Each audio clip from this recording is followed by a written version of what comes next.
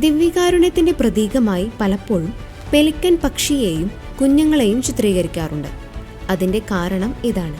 പെലിക്കനുകൾ ഒരു കൂട്ടിൽ മുട്ടയിട്ട് കുഞ്ഞുങ്ങൾ വിരിഞ്ഞതിന് ശേഷം അമ്മ പെലിക്കനുകൾ കൂടുവിട്ട് ഭക്ഷണം തേടി പോകുകയും കുഞ്ഞുങ്ങൾക്ക് ഭക്ഷണം നൽകുകയും ചെയ്യുന്നു. പെലിക്കനുകൾ സാധാരണയായി വെള്ളത്തിനടുത്താണ് താമസിക്കുന്നത്. അവയുടെ ഇരകൾ ചെറിയ മത്സ്യങ്ങളും വാൽമാക്രികളുമാണ്. എന്നാൽ വരൾച്ചയുടെ കാലത്ത് ചതുപ്പുനിലങ്ങളും അരുവികളും വറ്റിപ്പോകാറുണ്ട്. ഈ സമയത്ത് അമ്മ പെലിക്കനുകൾക്ക് ഭക്ഷണം കണ്ടെത്താൻ കഴിയാതെ വരും. ഈ പ്രതിസന്ധി നേരിടുമ്പോൾ കുഞ്ഞുങ്ങളുടെ നിലനിൽപ്പിന് വേണ്ടി അമ്മ പെലിക്കൻ അതിന്റെ കൊക്കുപയോഗിച്ച് നെഞ്ചിൽ ദ്വാരങ്ങൾ ഉണ്ടാക്കുന്നു. അപ്പോൾ രക്തം പുറത്തു വരുന്നു. അങ്ങനെ അമ്മയുടെ രക്തം കുഞ്ഞുങ്ങൾക്ക് ഭക്ഷണമായി മാറുന്നു. പിന്നീട് അമ്മ മരിക്കുകയും കുഞ്ഞുങ്ങൾ ജീവിക്കുകയും ചെയ്യുന്നു.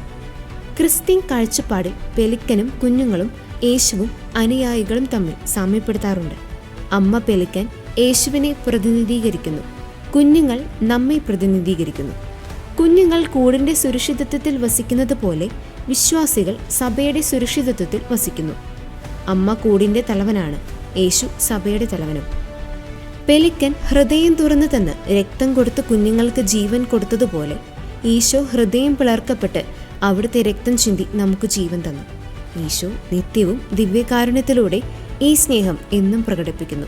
ഈ സമാനതകൾ കാരണം പെലിക്കനും കുഞ്ഞുങ്ങളും ദിവ്യകാരുണ്യത്തെയും വീണ്ടെടുപ്പിനെയും രക്ഷയെയും പ്രതിനിധീകരിക്കുന്നു.